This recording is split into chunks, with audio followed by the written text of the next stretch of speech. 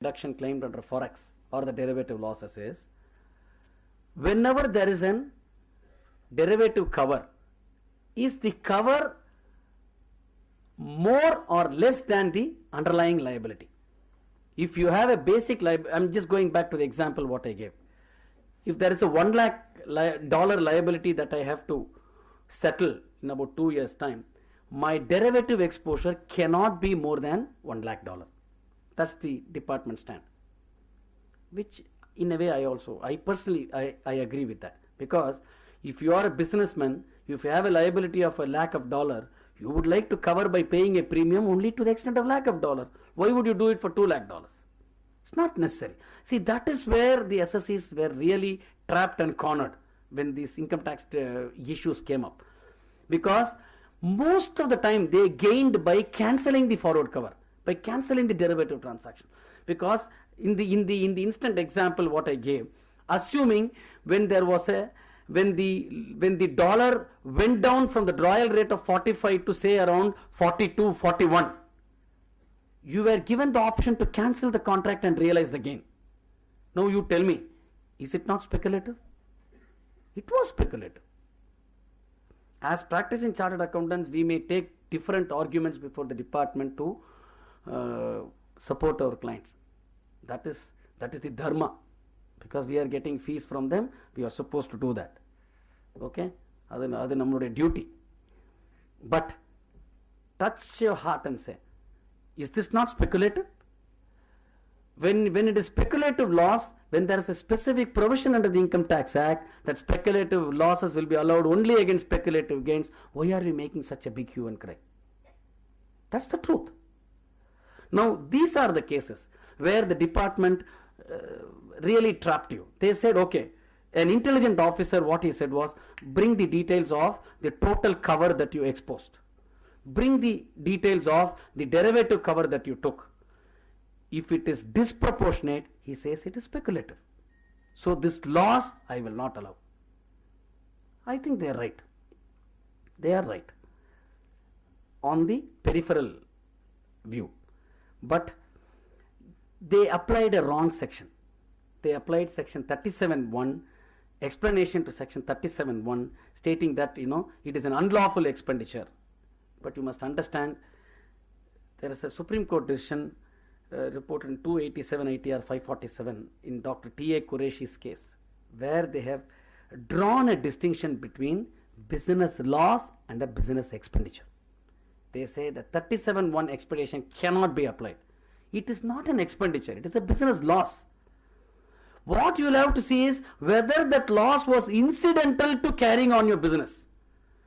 Then fine, that should be the test, and not because the exposure is more than your liability and hence it is it hits the unlawful nature, because you are not supposed to. RBI, there is a strict violation, there is a strict guideline by RBI under FERA that you cannot have an derivative cover more than your underlying exposure. It is a violation of law. That is where the department said it is violation of law, so explanation to section 37(1) will apply and your expenditure is not allowable. But it is wrong. There is a Supreme Court decision which says it is not a business expenditure which will warrant the application of explanation to 37(1). It is only a business loss. So the claim should be under 28 and not under 37(1). So that is why presently, if you see the argument before the tribunal, I had an opportunity to be in the tribunal when one of the derivative transactions was argued. Now they are filing a separate note saying that the derivative transaction loss was a loss out of a separate business. My business is X. I have incurred loss or gain. But in the same shelter, same company, I also have another business, namely dealing in derivatives. So my loss is under 28 and not under 37. That is only to annul the department's stand of applying explanation to section 37(1). Okay, so if we have cases, if we are not so sure, then you must claim it under 28 and not under 37(1), because there is a violation issue there under 37(1). And again, There is a difference between speculative transaction and a speculative loss. Speculative transaction is unique. See, if you say speculation, this speculation is bound to be there with any business and with every businessman. I buy an inventory, I keep it for some time, I sell it when the price goes up. What is it? Is it not speculative? I am speculating an increase in price. Speculative is a very general, it is aligned to the business principle. What's wrong in speculating? There is nothing wrong in speculating. But whether it is an isolated transaction to do this, or was it incidental to carrying on my business, is the issue. If I say that I have taken a speculative call which is part of my business, then I don't think the department has a case. So this question of contracts in excess of underlying exposure can be handled not under 37 but under 28. It is possible. It is possible. Now, this is what I said. Hedging versus speculation. The line of separation is quite thin. We can argue. We can argue. And there are some decisions.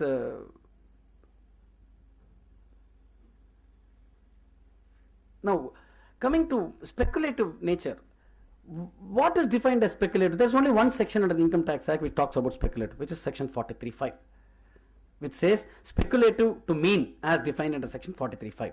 That is what is the notification that will come little later. That's what the notification also mentions about, section 43(5). It says, it defines a speculative transaction in which a contract for the purchase or sale of any commodity, including stocks and shares, is periodically or ultimately settled otherwise than by actual delivery. See, you leave alone for the time being this forex. You go to, there is also another burning issue under the income tax today, whether your gain or loss on sale of shares is business or speculative. Okay, if you are doing a day trading, there is no two views on that, it is speculative. There are no two views on that. Okay, but if you are buying and selling shares to make gains, how can it be speculative? So what is the period of holding? Whether it's business or speculative, business or capital gain, there are so many issues. So everywhere your intention is the criteria. Okay. Now coming to this 43(5), they say any commodity including stocks and shares is settled otherwise than by actual delivery. Now, the word commodity has not been defined under the Income Tax Act, nor the General Clauses Act defines a commodity. It's not been defined. So that is why the Income Tax Department says, yes, it's not defined. So very well your derivative, your foreign currency transaction very well falls within the speculative transaction. But the dictionary meaning says it's all kinds of goods. The Forward Contracts Regulation Act, in fact, this is one of the defense that is taken by the practicing chartered accountants in presenting the case before the Income Tax Department. The Forward Contract Regulation Act clearly defines that goods of every kind other than money and actionable claims. So money and actionable claims will not fall under commodity. So what is it that we are talking? We are talking about derivative transactions. What is a derivative transaction? It's clearly with foreign currency, which is money. So for foreign currency derivatives, 43(5) cannot be applied, is the stand by the SSEs. The latest decision of the Chennai bench in Patterson Securities, they very clearly said derivatives are outside the scope of contracts referred to in section 43(5).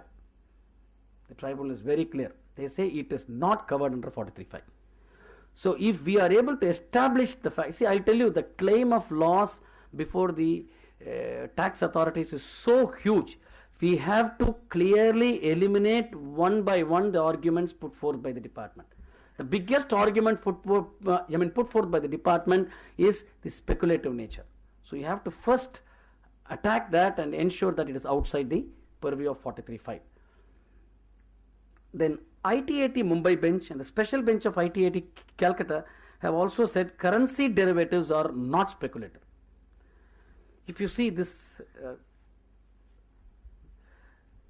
Calcutta High Court, please read this, it will be interesting. The business is primarily that of import and export of jute goods. There was no finding that entering into foreign exchange contracts was the SSE's line of business. So they agree, the court here has considered that it is not the business of the SSEs to buy and sell foreign currency. But still, in order to carry out its business transaction, the SSE had to enter into forex contracts, and the SSE was not a dealer in foreign exchange as such.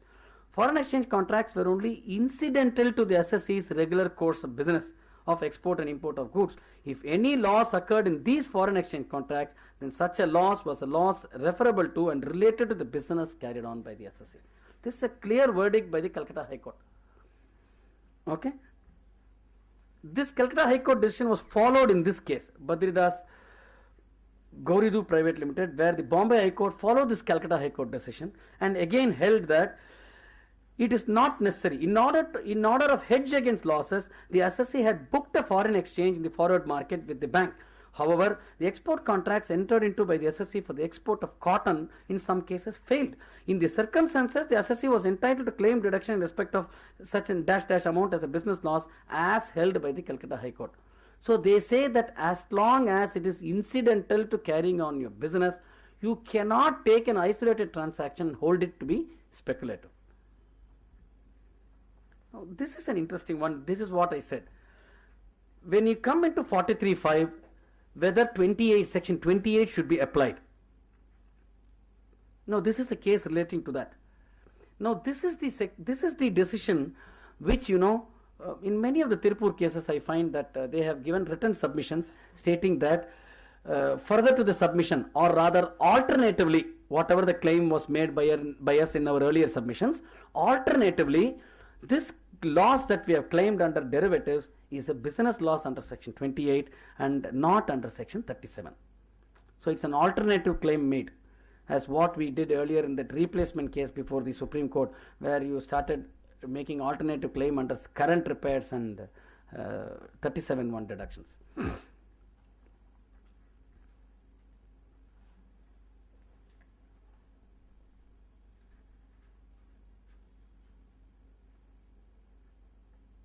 Here, this is what is talking about speculative business and speculative transaction. They are distinguished. What is a speculative transaction? What is a speculative business?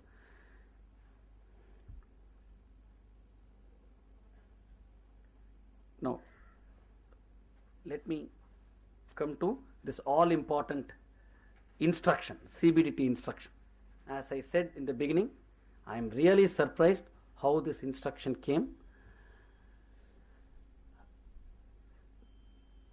Maybe the department was concerned about the huge amounts being allowed by the assessing officer, and they want this matter to be set at rest by the appellate forum so that a clarity would come, rather than each officer deciding on the way he thinks is right.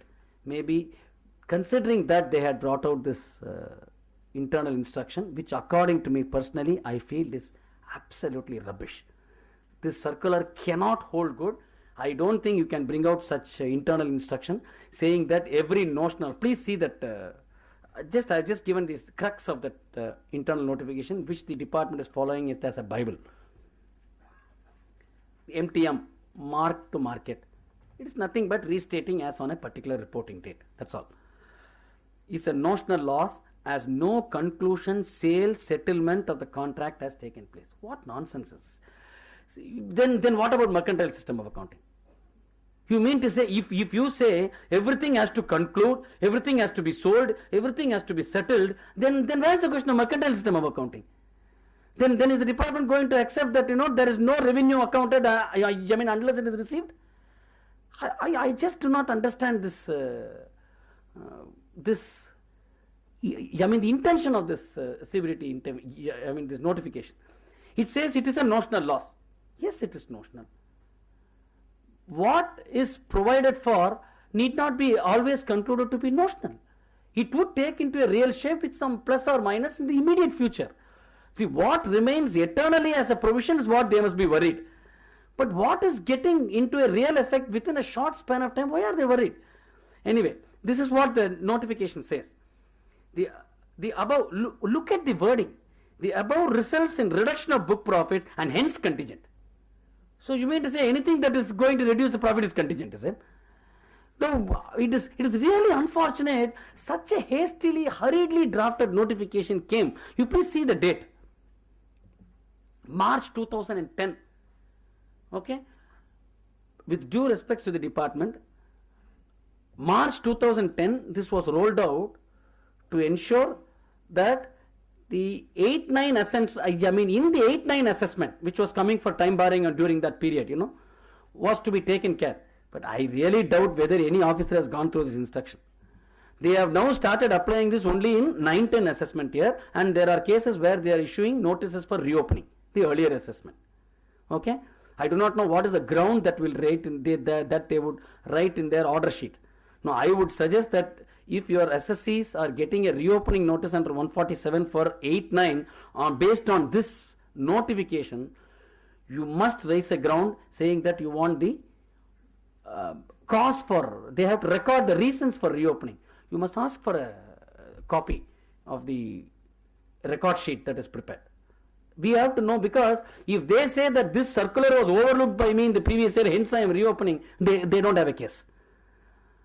Okay. But now 9-10 assessment year, this circular, this instruction is very, very, very, what do I say, bluntly followed. Where there is a loss on settlement or conclusion of contract, it is to be seen whether it's speculative as defined under 43(5) of the Income Tax Act. Okay.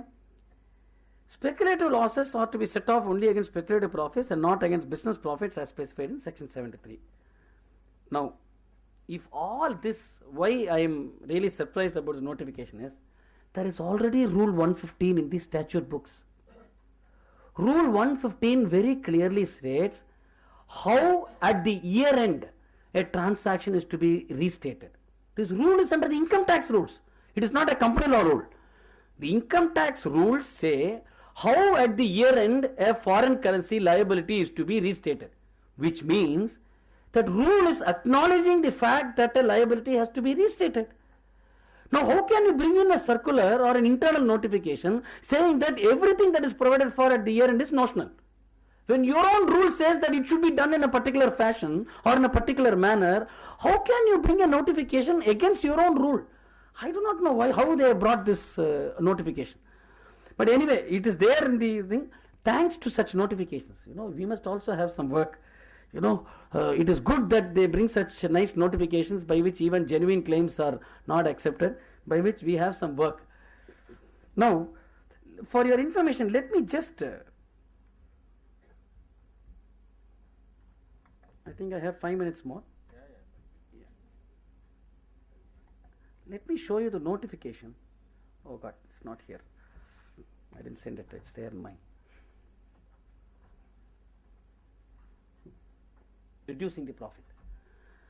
Okay.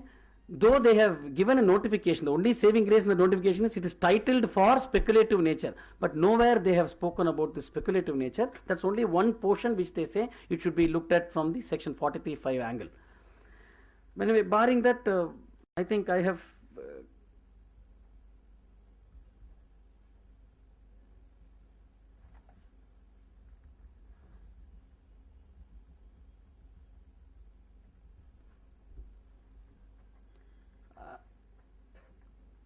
if you have any specific questions, I will try and answer to the best of my ability.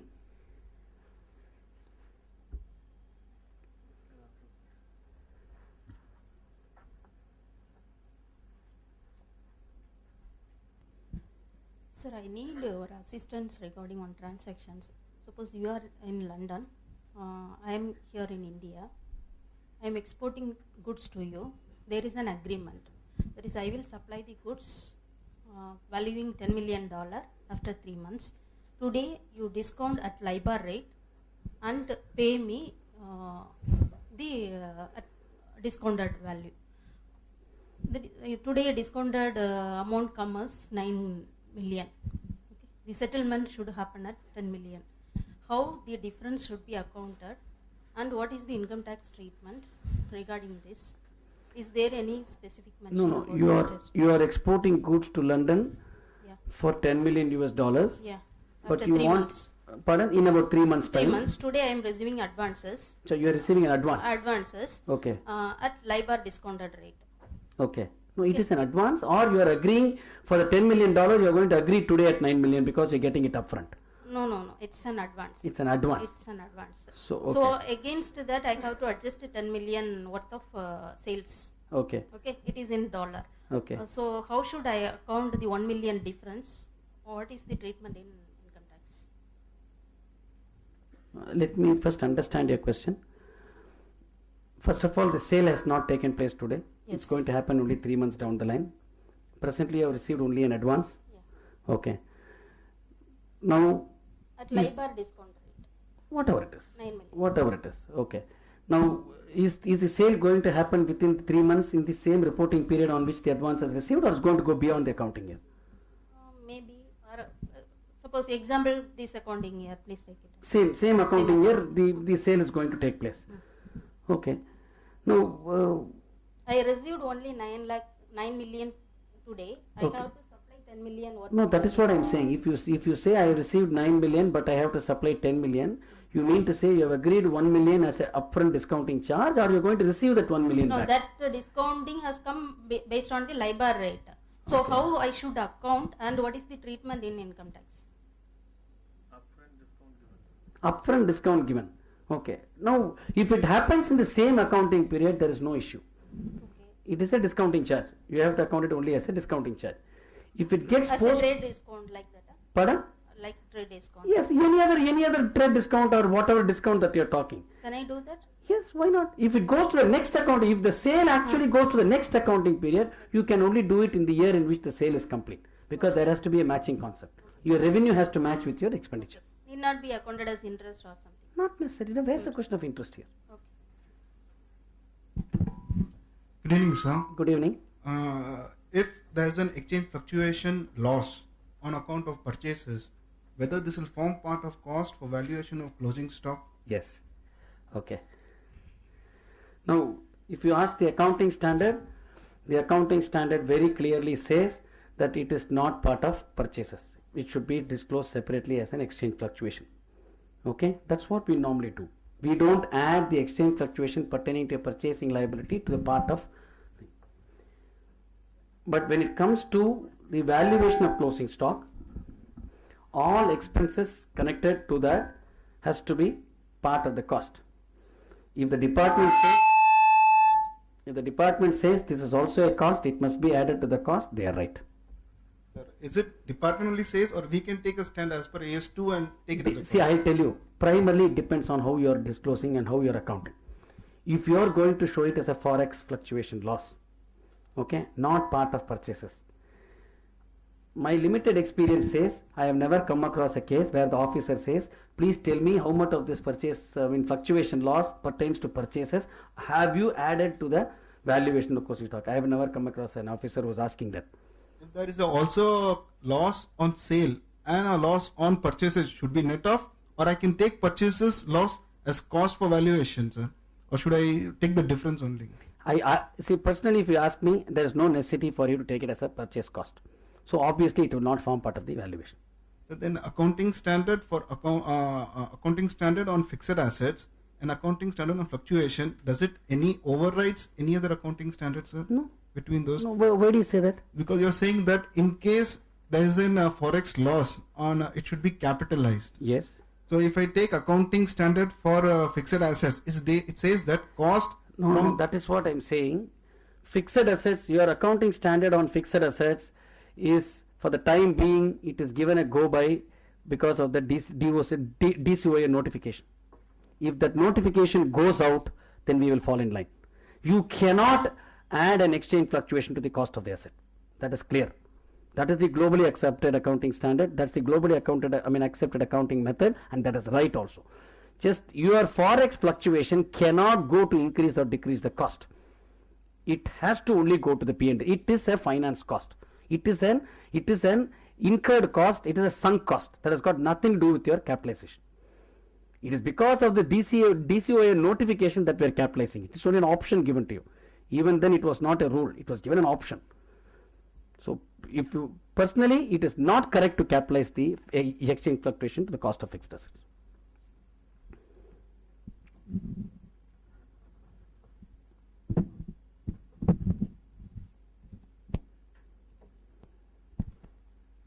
If you don't have any further questions, let me yeah, please.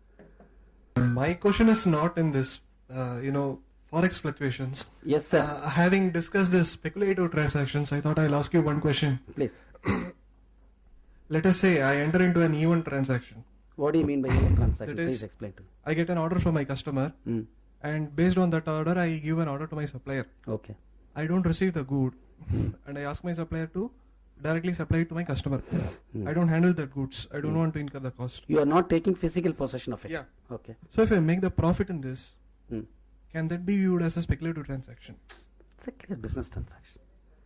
Because it says the wordings used are actual delivery. Otherwise, if the transaction is settled otherwise than by way of an actual delivery. Correct. So, but you must see. Let me take it one step forward. There are various sections under the Income Tax Act where the deductions and benefits are given for manufacturers. Okay? They are given for manufacturers. But you need not manufacture. If you give it on job work also, you are considered to be a manufacturer. So it all depends on what is your business, what is your intention. If your business is to procure the orders and give it to somebody and then take it from him, it is a trading transaction, is it not? The department, when they are given this March 10 notification, they will definitely view it like that only. So we can always defend it, it's not an issue. I don't think that should be a problem. No, to supplement this issue, I would like to tell this is not a speculative transaction, department cannot do it. Because under section 3.2 of the CST Act, the law itself permits transfer of documented title to goods. Because you told about E1 sale. E1 sale is a legally permitted sale even though you are physically not taking the goods. As if you are deeming taking the possession of the goods, on behalf of you, the carrier is going and delivering the goods, and you are going to raise an invoice as if you have taken the possession of the goods. And that person, you have to give form E2, he will give form C1. So it is as if you have taken the possession, and who is handling the possession is the carrier. Who is handling the possession is carrier. So no point of time department can view this as a speculative transaction. It is the concept of constructive delivery. There is no issue. Even in the sale and lease back transaction, if you see, for an existing asset where I am the owner, the asset can continue to run with me. I will sell it to somebody from the same party, I can take it back on lease. Up to Supreme Court, these issues have gone and they have held it to be a very fair and legal transaction. Constructive delivery is an accepted method.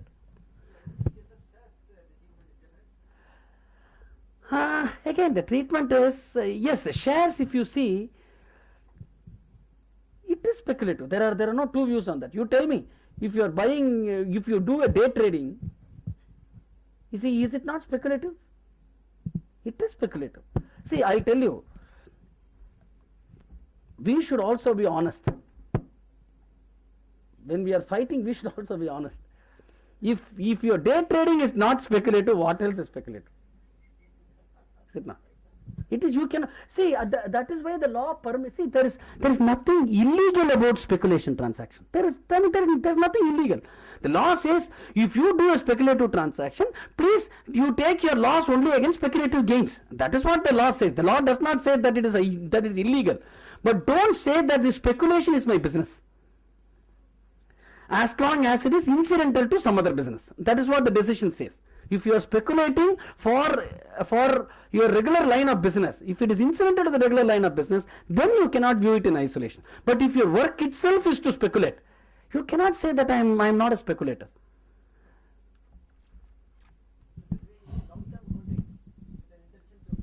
No, that is what I agree. See, that is why this controversy is still not put to rest.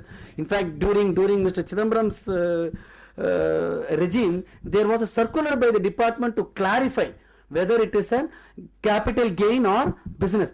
In fact, that circular made the most confusion out of that.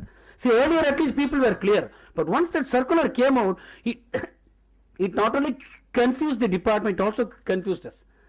So see, long term again, how long you will consider it as long term? If you say 1 year, then there must not be any definition as short term at all. Is it not? If you say only 1 year holding I will consider it as a business, then what is the purpose of a word called short term? I mean 1 year only as a capital gain, then what is the meaning of short term under the Income Tax Act? There is a concept called short term. So how short it is? 10 days, 12 days? There is no measurement. That is why this actual delivery came into picture. At least you must have taken the delivery of it to say that you are genuine. One last question. Good evening, sir. I'm Nitin. You are talking about the CBDT circular in which MTM losses are not an allowable expenditure. If I can recall, I have gone through a case that is Bank of Bahrain case in which MTM losses are an allowable expenditure, which states MTM loss are an allowable expenditure. So as we know that CBDT circulars are binding only on the department and not on the SSC, can't I claim the MTM loss as an allowable expenditure? Please do. First of all, let me make a small correction here. It is not a circular by CBDT. It is by a notification. It is an internal notification which is not available even on the website of IT department. In fact, I have a copy of that notification. So please do. You are not bound by that notification at all, and you are right in claiming it as a loss. That wording of the circular is so incorrect that he says just because it is bringing down the profit, then it is an speculative transaction and notional. So it is not correct. Please go ahead. You will succeed. They cannot win this case. Department cannot win this case citing this notification. They will only lose the case. Yes, last question, please. Good evening, sir. Yes, good evening. If I'm a gold wholesaler in gold. Yes, sir. Right. I'm purchasing from abroad, and my supplier gives me a window of 15 days to fix the price of gold. You are talking about forward trading of gold? Yes. As in, I'm a wholesaler of gold. I supply gold to the domestic market, but I'm permitted to import gold from abroad. I'm taking a forward cover today based on a pro forma value, but I have a 15-day window to fix the price of my gold. And gold price is volatile. It may go down, may go up. Accordingly, to factor in the volatility of gold price, I may take a 10% factor to my forward cover. I may take the forward cover 10% more than what would be the value actually. Again, within the 15 days, the price of gold might be much lesser than what I take of it today. Will this be termed as a speculative transaction? No, I don't think that will be termed as speculative because you are only giving a plus minus of 10%. Yes, but throughout the year, for the huge... doesn't matter. We saw the gold price escalating much more than 10%. Okay. So I don't think you will have an issue. That should not be. I don't think it's an issue. Last question, sir. Yes, sir. We bought the raw material. Second last question, sir. Yes, sir. Yes, sir. We bought the raw material for export purpose in the month of August 2011, sir, at the rate of 45 rupees per dollar. Now that the stock is continuing for the various months on that, September, October, November, December. On various dates, various exchange fluctuation is there. How it has to be accounted as far as the closing stock is concerned? Why are you worried about the exchange fluctuations that happened after you have purchased the goods? See, if you are talking about raw material, then you are covered under AS2. Valuation goes by AS2. Valuation says cost or realizable value, whichever is lower. So you have incurred that cost. You have imported the cost. I mean, you have imported the material. You have incurred the cost. It is like, why are you worried about subsequent fluctuation? Only point you must see here is, which was a problem peculiar to the textile industry. Okay, they had imported cotton. Okay, if you are on that subject, I will answer squarely on that point. Yes. Okay, right. I will answer that. Now, it is not necessarily with imported cotton. Even the local cotton price in March was somewhere around 60. I mean, in February it was around 62,000 rupees a candy. It went down to 40,000 rupees a candy while we finalized the accounts in May and June. Now, the issue here is not the question of exchange fluctuation. The issue here is, will you be able to realize the cost of the raw material in your final sale price? The AS2 specifically has a para about this. You have to inbuilt that increased cost. That is your procurement cost. Don't worry about subsequent fluctuation. Don't worry about the subsequent rates. What cost you have incurred, please take that higher cost into your valuation. You will have a finished goods valuation. substitute that high priced cotton, arrive at your cost of production, see what is your sale price. Assuming that including the high priced cotton, if the cotton, if the yarn per kg comes to around 250 rupees a cost per kg of yarn, say at least say a 40s count. Okay, if your selling price of 250, 40s count of yarn is around 240, to the extent of 10 rupees you have to reduce your raw material price. Please understand, the difference in the realizable price, if you are not able to realize the high cost of cotton in your finished goods price, to the extent of difference in the realization price of yarn, that difference you will have to go to reduce the inventory valuation of raw materials, because it is one single component that is vitiating in the realization. So let's not bother about the subsequent exchange fluctuation, exchange rates. What you will have to primarily see, there is a separate para about this in AS2. You please see that. Thank you. Thank you. Any other last question, sir? Thank you. Thanks very much for the patient hearing. Thank you very much.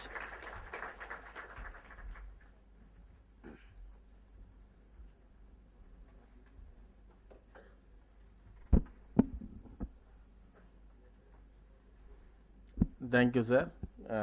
On behalf of SARC, may I take this pleasure to give what is called the cotton is the one industry, and the Tirupur is the place which got affected by the thing which is not part of the topic but was discussed most in this particular session, and I garland him with the towel.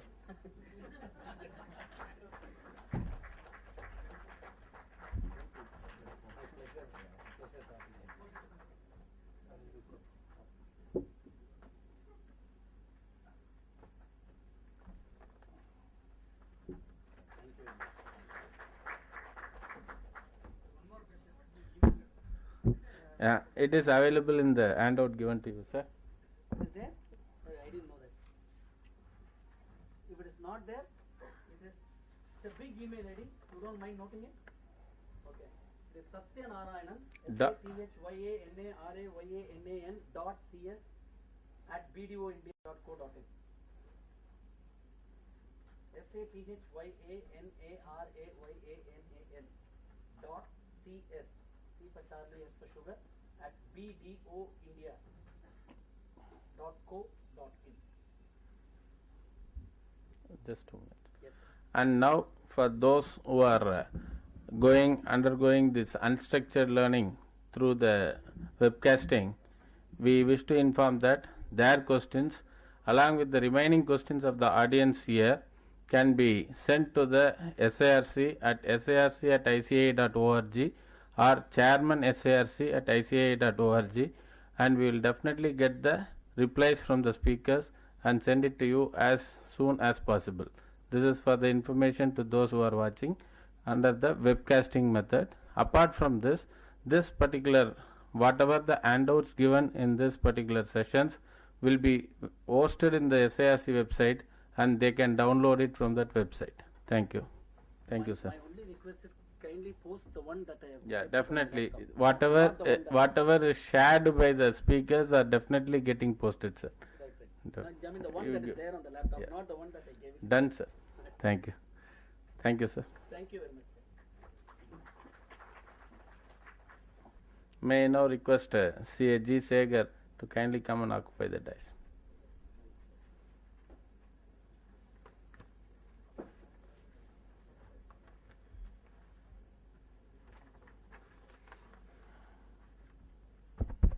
We are on day 2, session 2 of the CP refresher course on taxation, and we have C.H.G. Segar with us to deal on the tax incidence on amalgamation demerger relating to companies.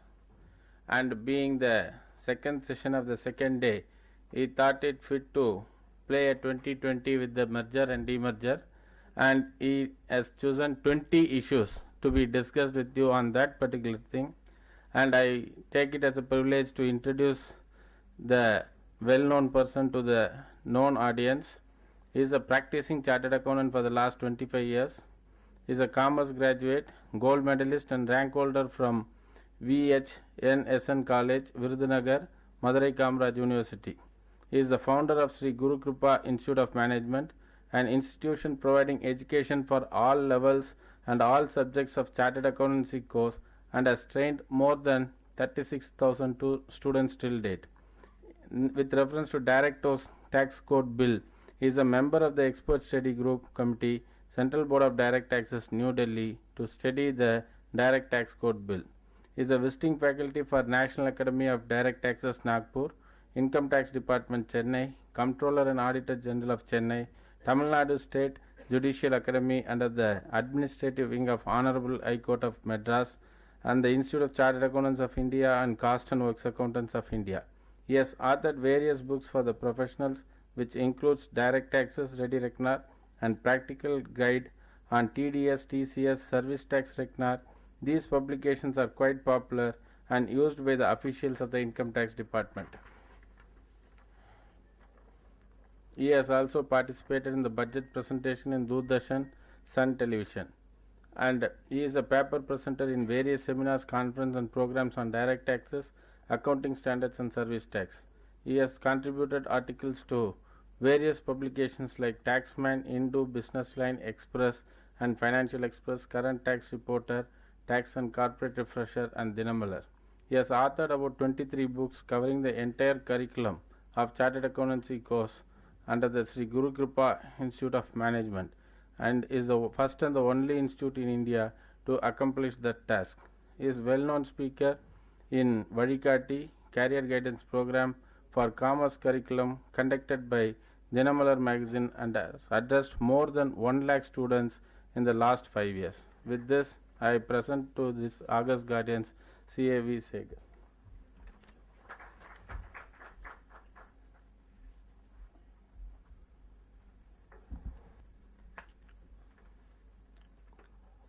CA Mr. Aruloli, member of SIRC, senior professional colleagues and friends. Today it was notified my session is the first session, but the esteemed previous speaker want to leave urgently. I think it was postponed. He said 2020 match, but at the same time, I hope everyone will present till the last result, being a CPE seminar. Before going on the subject, some professional interest, what yesterday happened in Parliament. Forming of LLP by Chartered Accountant is permitted. Amendment has come in Chartered Accountant Act. Chartered Accountant can enter into partnership with any other profession on the basis of approved by the council, and a statutory auditor should not do non-statutory functions. These are the 3 major amendments with which Chartered Accountant Amendment Bill was passed in Lok Sabha yesterday. This is the, before going on amalgamation, merger and demerger, this is a small personal professional interest. Today topic, which is give rise to what is the need for amalgamation from the taxation point of view, either amalgamation or demerger. There is a lot of difference between the amalgamation under the Companies Act as well as the Income Tax Act. Every amalgamation under the Companies Act is not an amalgamation under the income tax law, because income tax law recognizes amalgamation. Only 2 main conditions are satisfied. The first 2 conditions, all the assets and liabilities of the amalgamating company should have been transferred. That means prior to amalgamation, whatever the assets and liabilities, everything should have been transferred. But an interesting point here is, when we go to 72A for set of carry forward laws, there is some difference. Here they talk about all the property of amalgamating company to become the assets of the amalgamated company, and all the liabilities should have been transferred. Not less than 75% of the shareholding value of the shares continue. then only it is a scheme of amalgamation. What is the benefit of this amalgamation is it is not going to be, we are going to see it is not going to be treated as a transfer for the purpose of capital gain tax. So when this scheme of amalgamation is very, very important point of view, I am not going to discuss from the slides every point where you can apply the scheme of amalgamation. That is what the first. When we are doing audit for a group concern, when one of the concern is incurring losses and almost 8th year is going to expire, then it is used as a tax planning tool. When you are having a sister concern, which is also a limited company, we can use it as a tax planning tool, provided the amalgamating company and the amalgamated company are manufacturing company and processing company. Two manufacturing companies are there, one is showing profit, another is showing loss. The loss making company can amalgamate with a profit making company. What is the advantage of this amalgamation? Because mainly in tax purposes they are going for amalgamation only one reason, to set off the losses. See, an interesting point here, if you go and see section 72A for losses, because I will come for the amalgamation, because considering the time, professional interest I can say. What is the need for amalgamation? It should be an industrial undertaking, either engaged in industrial undertaking means they are telling manufacturing or processing of goods, or manufacturer of software, business of generation of distribution of electricity or any other form of power, mining, construction of ships, business of providing telecommunication services. These companies go for amalgamation, then only they are entitled to carry forward and set off losses. So a loss making company can amalgamate with a profit making company. For that they are stipulating certain conditions. The condition very specifically provided, the amalgamated company, first they are specifying not less than 3/4 of the book value of the fixed assets of the amalgamating company held continuously for a period of 5 years. It is an interesting point. What they say, the purpose of amalgamation, income tax specifies revival of the business of the amalgamating company. So you have to keep the assets of the amalgamating company for a period of 5 years to an extent of not less than 75% of the assets you receive, and the business of the amalgamating company shall be continued for a period of 5 years. To what extent? The rule specifically says not less than 51% of the installed capacity has to be continued, because it is a manufacturing company. So then this process has to be not less than 50% installed capacity to be continued. Chartered accountant certificate is to be enclosed. Originally when the act was framed for amalgamation benefit, this was given as the condition. Only condition for amalgamated company. But as a tax planning, once these conditions were provided, we as a chartered accountant professional started using the benefit of law. Sometimes we tried to misuse the benefit of law. A group of tax consultants, originally when the law was formed, only these 4 conditions given for the amalgamated company. There is no condition for amalgamating company. Amalgamated company, they condition, keep the assets minimum 75% whatever you receive, continue run the business for 5 years, enjoy the benefit of carry forward loss, not for the balance of period. Another 8 years from the previous year of amalgamation taken place.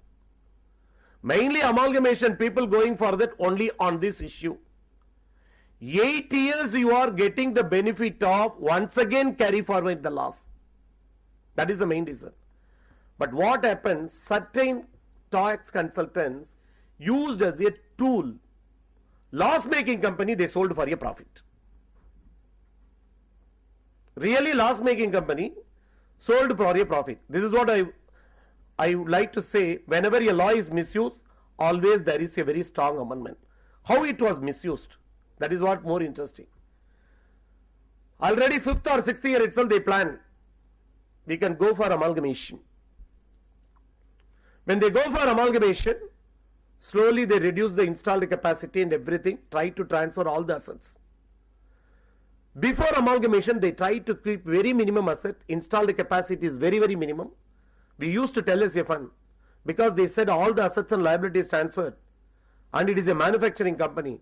But before amalgamation, they kept only 2 assets. And with that, they transferred. Amalgamated company kept both the 2 assets lifelong. What are the 2 assets? One is the memorandum and articles, another is previous 8 years tax file. All conditions satisfied. Whatever the assets I received, 75% of the assets I kept. I am keeping 100%. 50% of the installed capacity run. Before 2 years of amalgamation, the installed capacity reduced to 0. Because manufacturing, processing not taken place.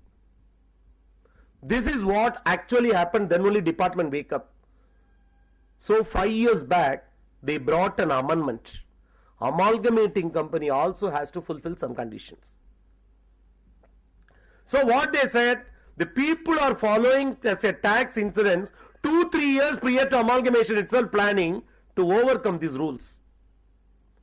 The amalgamating company is engaged in the business at least for 3 years.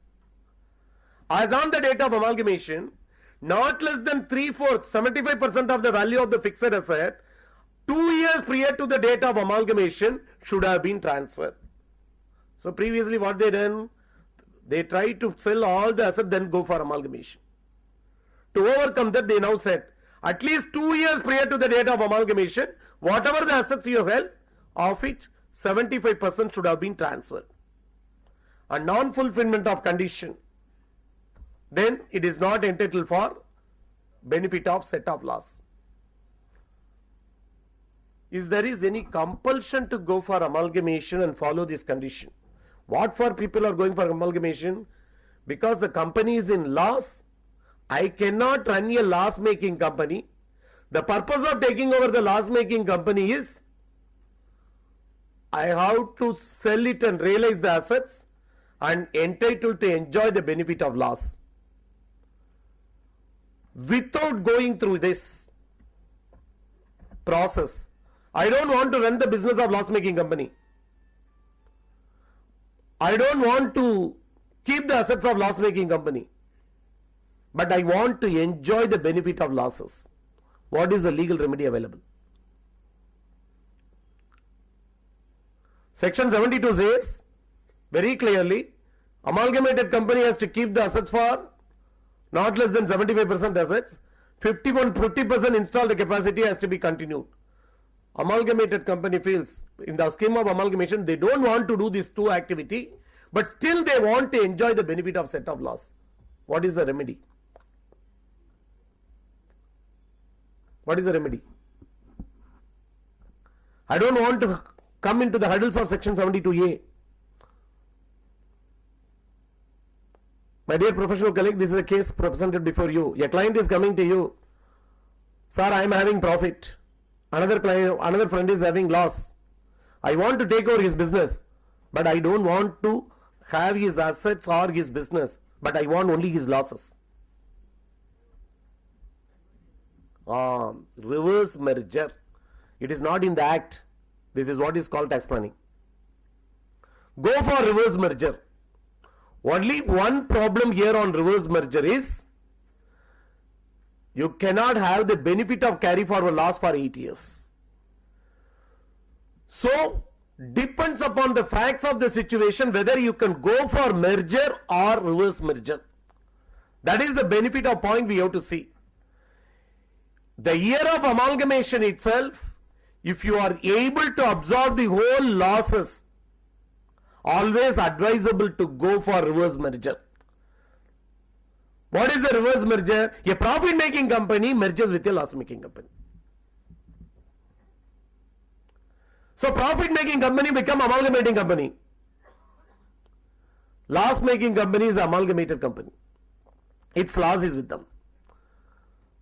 So in a scheme of amalgamation, all assets and liabilities transfer. 75% shareholding continue. As per income tax law, it is an amalgamation. But after amalgamation, the loss is not the loss of the amalgamating company, it is the loss of the amalgamated company. Only for the balance of period it can be set off. So within the period of 8 years, if you are able to set off, it is better to go for reverse merger than go for amalgamation. This is what maximum happening in so many companies. Immediately some practical difficulty will be arised. Sir, when I amalgamate a amalgamating company which is a profit making company with a loss making company, I lose the goodwill. I lose the name. What is the real solution for this? First you have to plan very well. Before going for reverse merger, think of the new name of the third company after merger. What could be the name of the company? So many advertisements we can see. Recently we have seen one advertisement. It is not Hero Honda Limited, Hero Honda. Like that. So think of the company name. See that you have to incur some good expenditure on advertisement, because after reverse merger you will have only the name of the loss making company. Then you have to apply for the change in name. Go that and tell that your company's name is changed to like this. That is only a practical marketing process, which is nothing connected with your income tax. That is real practical problem. How to retain the goodwill of the name of the business.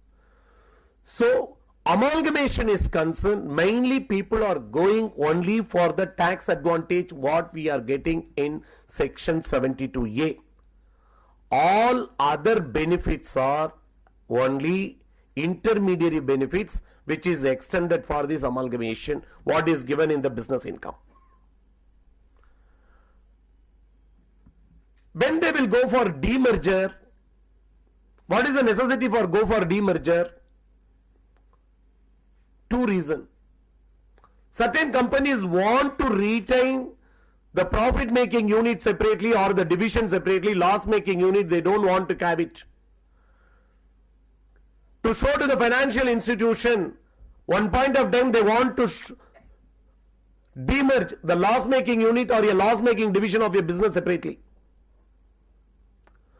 So another activity, or in family or group concern, sometimes what happens, there is a difference of opinion among the people. So they want separate management for them. Originally they formed as a single company. So one division or one unit they demerge and give it to the other family group. So those situations they are opting for demerger. But demerger also the specific condition is the unit or division of the undertaking assets should have been fully transferred. Not less than 75% shareholding has to continue. Then only it is accepted as a demerger under the income tax law. But here also the benefit of section 72A is there.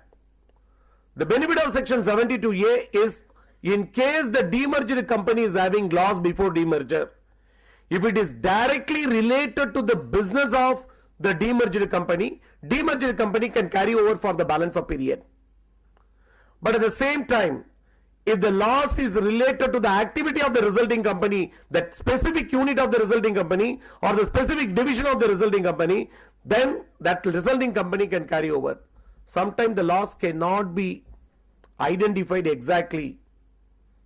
In that case, the loss will be apportioned on the basis of value of the asset transfer as per the books, in proportion to the asset transfer. But only thing is that resulting company can carry over the loss only for the balance of period. But interesting point here, very specifically I would like to stress is, speculative loss cannot be carried forward, because last half an hour we discussed about speculation. Whether in amalgamation or demerger, only talks about carry forward of business loss and unabsorbed depreciation. It does not talks about anything about speculative loss. They very specifically said other than speculative loss. Because of the word speculative loss comes speculative income come, board notification come. I would like to stress only one point. Always there is a difference of opinion, especially in the share market. When we are dealing in shares, assessing officer want to treat it as a speculative transaction. And my predecessor speaker Mr. Satyanarayana very clearly told, daily transactions, daily settlement transaction certainly treated as speculative. But at the same time, the inferiority complex on the part of the tax the representatives, on our part I am telling, we are not confident of arguing before the assessing officer and taking the point very firmly. Section 2 subsection 42A is very clear. In case of financial asset which is not hold for more than 12 months, it is only short term capital gain. Recently one of the tribunal decision and High Court decision also supported. The law said not more than 12 months. Even a single day you are holding the asset, you are having every right to treat it as a capital asset. Why you are not taking the point very firmly? It is given in the act. No officer is having power to treat on his own. There is no need for any board circular. Where is the necessity that it have to be every day? Today I am buying, day after tomorrow I am selling. Today it is credited in my demat account, day after tomorrow transfer my demat account. Because this point is always asked, argue with it. You show me it has to be treated as a trading transaction as per the provision of the act. As per the provision of the act, even if I go, law use the word does not more than 12 months. As a practicing chartered accountant, we will, everyone arguing the case, take it very firmly. Let the government come with some other amendment. That firmness is not coming. Officer is telling, not allowing, all this reason. They are always thinking, first you put, sir, under what section of the business income you will classify as a trading transaction. Anyone, when we go for argument, because I won the case in assessing officer itself, two situations when the assessing officer don't want to give it the benefit of, even though I am moving away from the topic, this is necessary. The assessing officer said, I will not give you the benefit of capital gain. I will treat it as a speculative. Immediately we have taken up the case under section 144A. I have not at all went for appeal. Very rarely only I will go for appeal. First situation, I will touch the benefit of section 144A. Immediately I will put the case to the additional commissioner. Let him decide. Assessing officer may not be experienced, but the additional commissioners are enough experience. I put up the case. Under section 14, every head of income is to be classified in accordance with the provision of the head. You cannot go against that because Supreme Court decisions are very clear. And taxing a transaction, I am holding an asset for 12 months or less short-term capital gain. It is only for capital gain chapter classified, not for business income chapter. Where is the assessing officer having power to classify as a trading transaction? Because of our inferiority complex, we feel afraid assessing officer will treat like that. Take section 14 plus section 242A. Say that these two things applicable only for capital gain chapter. Then no assessing officer come and put your question. Even if you go on appeal, you will win the case. Even the assessing officer not allowing. Because section 14 is very clear.